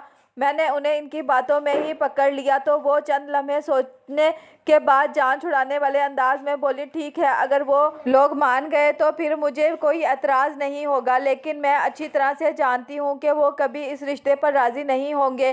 وہ اپنی بہن کے لچھنوں سے اچھی طرح واقف ہیں۔ اب اس عمر میں طلاق کا تحفہ لے کر پھر ان کے در پر لوٹی، اور یہ بی بی تو ان سے برداشت نہیں ہوگا۔ ان کی 3 جوان بیٹیاں بیٹھی ہیں گھر میں، مکافات بھی تو دنیا میں رکھا ہے اللہ نے، میں نے دل ہی دل میں کہا، اور وہاں سے اٹھ کر آ گئی۔ یہ مجھ سے نہیں ہوگا دلہن، انہوں نے خوف زدہ انداز میں میری طرف دیکھتے ہوئے نفی میں سر ہلایا۔ شمع جی، یہ دنیا بہت ظالم ہے، اس میں سروائیو کرنے کے لیے تھوڑا اوور سمارٹ ہونا پڑتا ہے۔ آپ نے ہمیشہ منہ بند رکھا اور سب کے ظلم سہتی رہی ہیں۔ میں جانتی ہوں کہ پیشانی کا یہ نیل ان بدقسمت ہاتھوں نے آپ کو دیا ہے جنہیں آپ نے نوالہ پکڑنا بھی سکھایا ہے اور قلم پکڑنا بھی۔ ایک ماں پر اٹھنے والے ہاتھوں کو روکنے والا کوئی نہیں تھا۔ سوچیں ذرا کہ آپ کی قربانیوں کے جواب میں ان لوگوں نے کیا دیا ہے، طعنے، بد کرداری کی تہمتیں، جرم، بے گناہی کی سزائیں، اور یہاں تک کہ ذہنی تشدد کے ساتھ ساتھ جسمانی تشدد بھی کیا گیا، تھپڑ بھی، دھکے بھی۔ کس نے آپ کا ساتھ دیا ہے؟ کس نے آپ سے محبت کی ہے؟ کسی نے آپ کا احساس کیا ہے؟ نہیں نا، تو پھر کیوں ان رشتوں کی خاطر زندگی کو جہنم بنائے رکھیں گی؟ اور کب تک؟ वो बगौर सुनते हुए कायल होती नज़र आ रही थी। मैंने मौके से फ़ायदा उठाते हुए जल्दी से फ़ोन इनके मुंह के करीब रख दिया और वो धीरे धीरे सिसकते लहजे में बोलने लगी और उन्हें यूं बोलता देखकर मेरे अंदर तक तमानियत सी फैल गई, क्योंकि इनका मुंह खुलना बहुत ज़रूरी था। मामू कैसे हैं आप? मैंने लहजे में बशाशत पैदा करते हुए पूछा तो दूसरी तरफ से वो अपनी तबीयत की खराबी की कहानी सुनाने लगे। और जब 10 मिनट पर मबनी इनका बीमारी नामा सुनने के बाद मैं मतलब की बात पर आई तो इनकी आवाज़ में शदीद गुस्से की वजह जैसे ज़िंदगी का जोश पैदा हो गया हो। सीधी तरह भेजो इस बदबख्त को घर।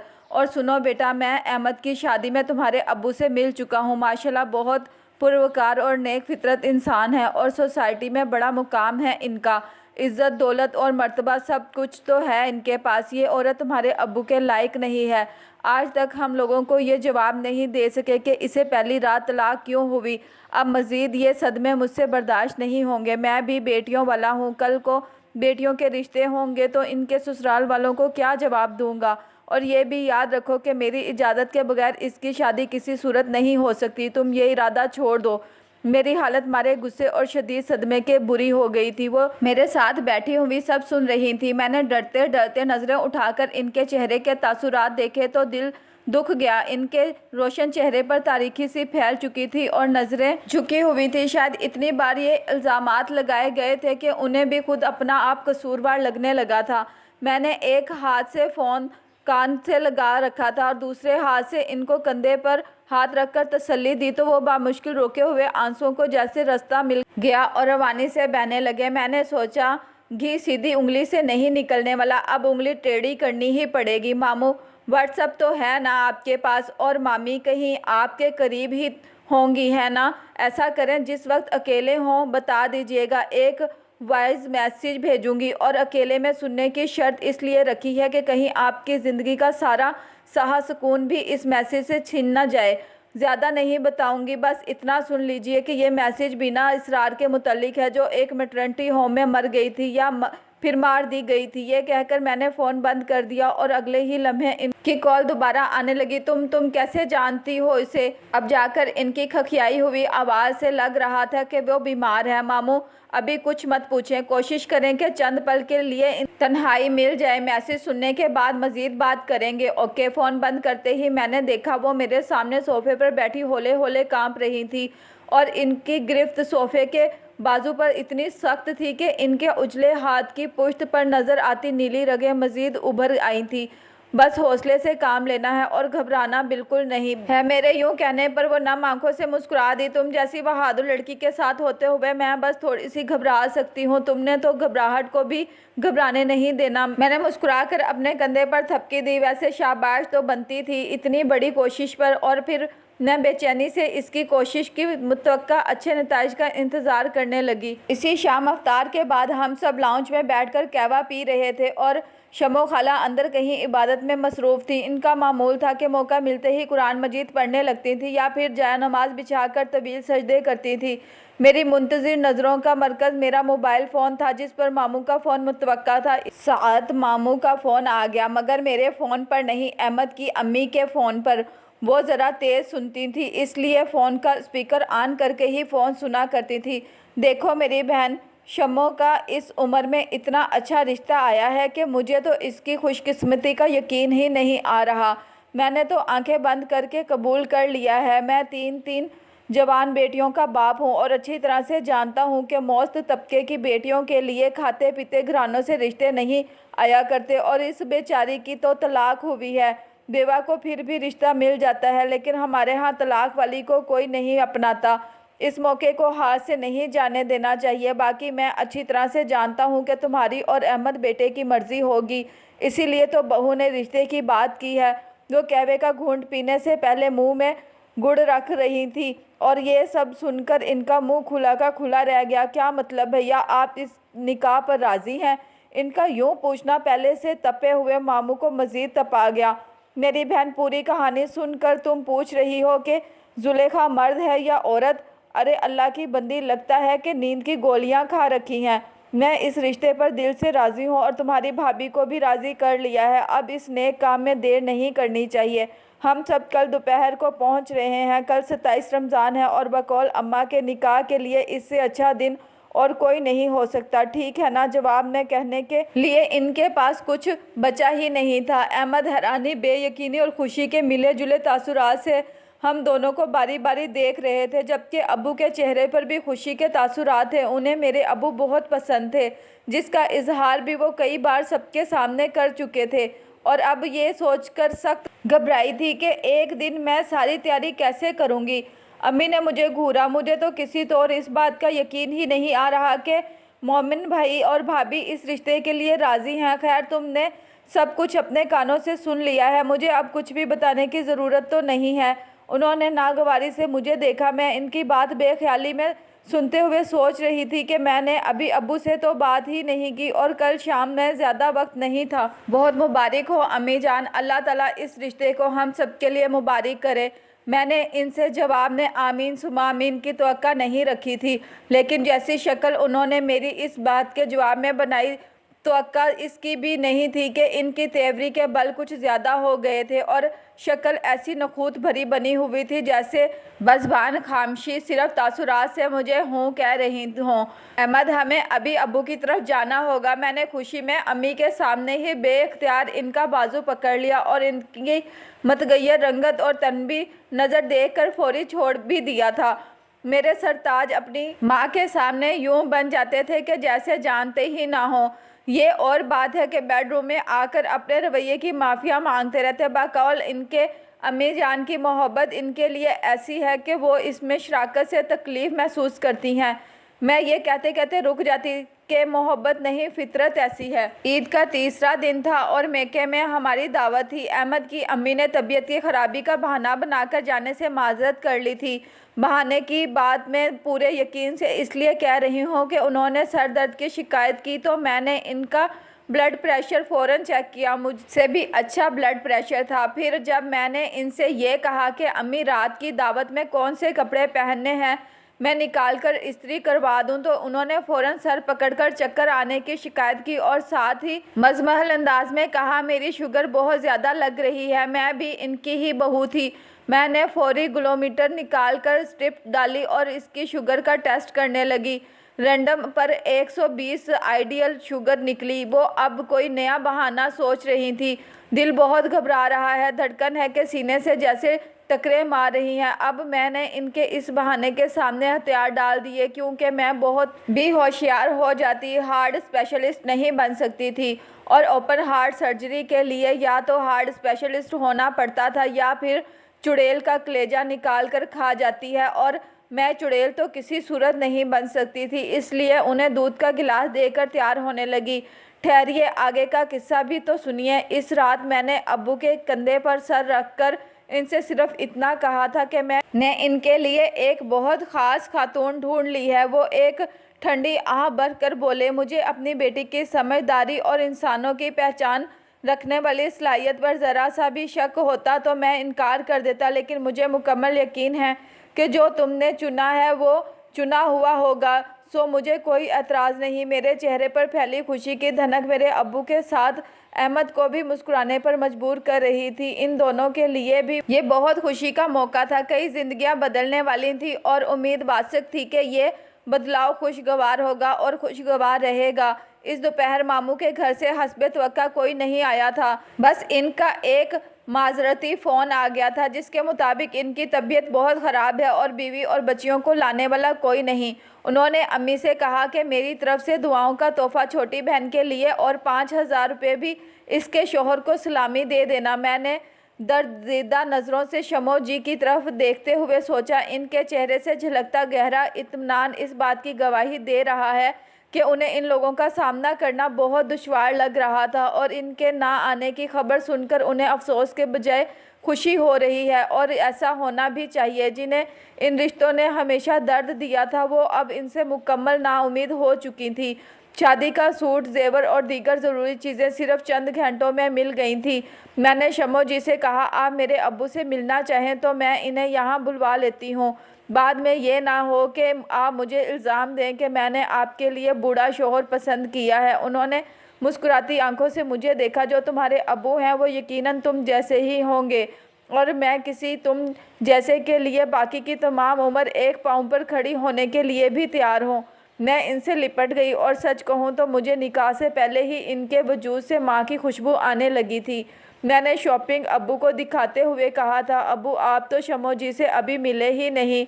ये ना हो कि शादी के बाद मुझसे कहें कि इतनी जवान लड़की से क्यों मेरी शादी करा दी। उन्होंने मुझे प्यार से देखते हुए कहा, मेरी बेटी एक बहुत ही ख़ास माँ की ख़ास बेटी है और यकीनन इसने मेरे लिए जो पसंद किया है वो आम हरगिज़ नहीं होगा। और आज हल्के गुलाबी रंग के कामदार सूट में सलीके से मेकअप किए और रेशमी बालों का ढीला सा जूड़ा बनाए शम्मो जी बहुत प्यारी लग रही थी और इनके साथ मेरे अब्बू खूब सज रहे थे। अब्बू की कनपटियों से सफ़ेद बाल गायब हो चुके थे और उन्होंने शलवार कमीज़ पर हमरंग कोट पहन रखा था जिसमें वो नज़र लग जाने की हद तक ग्रेसफुल और प्यारे लग रहे थे। मैंने किचन में इनकी मदद के लिए जाने का इरादा किया तो अब्बू ने मुझे रोक लिया। यार, ऐसी औरत मेरे लिए अल्लाह ने बतौर इनाम भेजी है। वो इतनी साबिर है कि कुछ नहीं मांगती, कुछ नहीं कहती, बस शुक्रगुजारी ही इसके मिजाज का हिस्सा है। मैंने नम आंखों से मुस्कुराकर उन्हें देखा। इनके चेहरे पर खुशी और सुकून एक मुद्दत के बाद देखकर मुझे बहुत अच्छा लग रहा था। अब्बू, मैंने इनकी आवाज़ में वो कहानी आपको सुना दी थी ना, इससे आप अंदाज़ा करें कि वो क्या कुछ सह कर आपकी ज़िंदगी में आई हैं। अब आप इनके तमाम दुखों को अपनी मोहब्बत और तवज्जो से भुलाने की कोशिश में इनकी मदद करें। इनसे मोहब्बत के लिए कोशिश नहीं करनी पड़ी मेरी बच्ची। वो मुस्कुरा कर बोले तो मैं भी मुस्कुरा दी। मैं इनके पीछे किचन में गई। शुरू कर दिया ना सुतेली माँव वाले काम। वो घबरा गई, कोई गलती हो गई मुझसे। मैं इनकी घबराहट देखकर मुस्कुराने लगी। मैं मजाक कर रही थी। यार, आप मुझे छोड़कर किचन में खड़ी हो गई हैं, यह अच्छा नहीं किया। मैंने किचन के शेल्फ पर बैठकर सलाद में से गाजर निकालकर मुंह में रखी और चबाते हुए शरारत से कहा तो वो इत्मीनान से बोली, नौकरों से काम कराने की आदत पड़ते पड़ते पड़ेगी। सारी उम्र तो अपने हाथों से ही काम किया है। मेरे अब्बू अच्छे हैं ना? उन्होंने मेरे पूछने पर शर्माते हुए सर झुका लिया। मेरे सब्र का इनाम है वो। वैसे शम्मो जी, आपकी भाभी, भैया और बाजी तीनों हैरान हैं कि सब हो कैसे गया। भैया के दिल में शायद इसलिए नरमी पैदा हुई हो कि इनके किए की सज़ा मुझे भुगतनी पड़ी थी। वो अभी भी खुशगुमान थी। नहीं नहीं, इस डर ने ये सब करने पर मजबूर किया जो इस उम्र में इनके असली चेहरे से शराफत का नकाब उतरने का था। वो मामी और बेटियों से ये सब छुपाना चाहते हैं। इसलिए मैंने उन्हें ये नहीं बताया कि मैंने मामू के फ़ोन पर किए गए इस सवाल के जवाब में कि तुम लोगों के पास क्या सबूत है इस कहानी का जो शम्मो तुम्हें सुना रही है। उन्हें ये धमकी दी थी कि मैं इन खतूत और तमाम तस्वीर की पिक्चर सेंड करती हूँ, लेकिन आपको नहीं, मामी को व्हाट्सएप पर। और इस धमकी के 10 मिनट बाद ही मामू ने अम्मी को फ़ोन पर रजामंदी दे दी थी। और ये बात कि ना शम्मो जी के पास वो तस्वीर थी और ना ही खतूत, क्योंकि उन्होंने ये सारे सबूत जला दिए थे जिनसे इनकी भाभी, भैया और बाजी को तकलीफ़ हो सकती थी। लेकिन मामू को ये तो पता था कि उन्होंने खतूत लिखे थे और ये भी जानते थे कि उन्होंने बिना इसरार के साथ तस्वीर भी बनवाई थी, इसलिए उन्हें हथियार डालने पड़े थे। चलो, खाना तैयार है। मैं मुस्कुराती नज़रों से उन्हें देखते हुए इनके पीछे चल पड़ी।